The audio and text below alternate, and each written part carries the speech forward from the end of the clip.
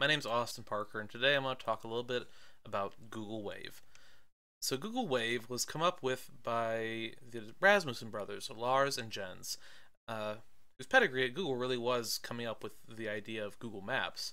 And the two of them, along with Stephanie Hannon at Google Sydney, decided what would email look like if we had invented it today. So they took that initial idea, email, and combined it with instant messaging. And that gave them the concept of a wave. And a wave was meant to integrate email, instant messaging, collaboration, wikis, and so much more. These waves would be a persistent and searchable, indexable source of content and knowledge that could be used on a publicly facing website for kind of like a comment section or a collaborative document, or on an internal company site, or at an educational institution to do things like, work on documents together, or even just, talk to your friends. Wave was really introduced to the public in May of 2009 at Google I/O, and there was a tremendous amount of interest from the technical community at the time. Google's ambitious vision was to have Wave as this sort of single communication tool that you could use for anything. It wasn't simply that. Google was trying very hard to demonstrate that the modern web was something that they sort of had shown up to early, that it was possible to write these very technologically complex applications in the browser and have them be useful. That said, let's take a look at Wave real quick and see how things actually worked. So when you opened up a Wave, you saw this, and there's a lot going on here, so we'll kind of go break it down piece by piece. First, you've got your navigation section, which is pretty bog standard. You can see, inbox. You can look at settings. Kind of boring. This is your inbox, or this is where you would search for waves. You could look for, waves that you participated in. You could also look at certain public waves. One complaint about this section was that especially if you were looking at public waves or waves with a lot of activity, these would update very, very, very quickly. Almost, multiple waves a second would be kind of jumping around in this inbox as people would comment on them, or type into them even. Over here on the right, we actually have a wave, and you can see some of the features, both people communicating, comments, multimedia. Over on the back to the left, you have your contact section. You can drag and drop people into a wave to add them. You've got places where you can tag things, and so you can sort later. You've got pictures that you can add. You can do searches and save those searches. There's quite a bit going on. Here is an example of a detail of a wave, and this is one of the more interesting parts here. So up at the top, someone starts this on May 26th, and you can see here we've got a comment and then a reply to that comment, and this occurred at 4:28 p.m.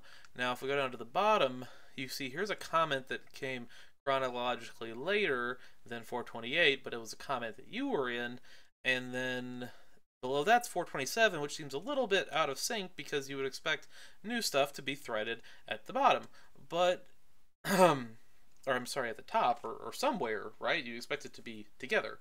And that isn't really how Wave worked. Wave had this idea of a timeline, and if you look at the top there where it says playback, you would actually be able to hit a button, and from where you left off in time, you would jump around the wave and watch as these comments and these edits and additions took place.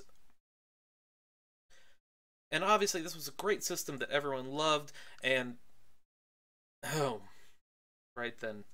So almost a year and a couple months later, Google announced that they were going to shut down Wave. And there's a lot of reasons why, and it's kind of a controversial thing still among people that really loved it, and Wave was definitely a love it or a hate it product. So Ars Technica had a little bit of a retrospective, and I think this quote sums up a lot. The developers who created Wave felt they needed a clean break from the past in order to move messaging into the future. But a consequence of that is that there was no support for existing communication services, and that a Wave user could only really use Wave to communicate with other Wave users. It's not a bridge between new and old. It's stop using all the old stuff, start using the new stuff, end of story. Obviously, Wave was incredibly ambitious. MG Siegler, who was writing for TechCrunch at the time, described it as dripping with ambition at its launch. So, why did it fail, though? I think one thing is that Wave really tried to be all things to all people. It did too much at once. It was combining all of these different components. So your email, your instant messenger, status updates, games, documents, wikis. Who knows? I mean, Wave was very extensible. You could have added almost anything. It had a Twitter Twitter plugin, for instance.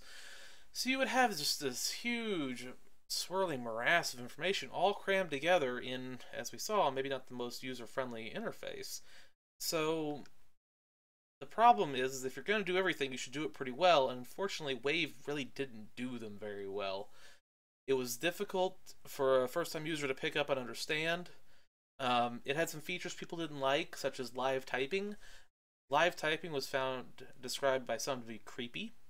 So to explain this a little, normally if you're typing into an instant messenger, then you type your message and maybe the person on the other end will see, hey, this person's typing a message, but they don't actually see the message until you hit enter. With Wave, then every single character you type would almost instantaneously appear on everyone else's screen, which had a couple of negative repercussions in terms of the speed of Wave, but was also seen by many to be kind of unsettling. At the time, Farhad Manjoo, who was writing for Slate, commented that chatting on Wave was akin to speaking with a, quote, over-curious mind reader. People found that the inability to kind of type a sentence, compose it in your head and on screen before hitting enter gave them a sort of paralysis about what they were actually trying to say. Finally, Wave was kind of slow, and it was slow on two fronts. One is that Wave was sort of slow to use. It was very pokey on browsers at the time due to its complexity and size. So Ray Ozzie, who was a Microsoft exec, commented that he felt like Wave was this fully formed, complex system that was just sort of being shoved onto the web, and the web wasn't ready for it. The browsers weren't ready for it. People weren't ready for it. What's funny, of course, is that Wave had an incredibly exclusive invite system. So there were a very small amount of invites being given out, potentially due to the resources it took to actually run Wave. And when you combine the fact that there weren't a lot of users with the fact that Wave users could only talk to other Wave users, and it wasn't like Wave was pulling in all your other stuff, the use case for Wave sort of quickly evaporated, and there was never really a critical mass of users that built up around the product. So Google didn't, let it die. They had committed to open sourcing a lot of components of it, and later in 2010 they farmed it out to the Apache Foundation as a fully open source product. I just like this quote from Scoble. Here's an example of the recent edition of Apache Wave. So they've improved some things. You can sort of see that the core DNA is still there. Unfortunately, Wave has not attracted a whole lot of interest from the open source community, and it's kind of languished without a whole lot of maintainers or contributors. Now, the real question is, was the Wave just simply too early? I would agree on some accounts. As we've seen since 2010, especially the idea of the modern web and the idea of a browser-based runtime for complicated interconnected applications, has expanded and really proven itself. We've got very powerful features and very powerful applications such as, Google Drive, Office 365, various video conferencing things. We've also gotten this concept of rich messaging where you don't have an IM client that just sends text messages anymore. It's does everything. If you look at HipChat, for instance, HipChat has video, voice, screen sharing, text, document sharing, integrations to hundreds of services like GitHub or Twitter or Facebook, and you can kind of get it all in one place.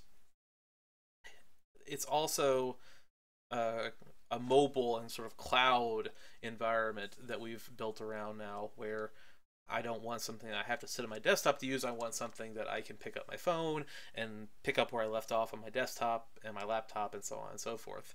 Now, one of the benefits to Wave being out there, being open sourced, is that core technology and those core concepts are open source as well. So you can sort of see the DNA in Wave and other products. Some companies like LiveLoop or StyPy have made very similar products to Wave.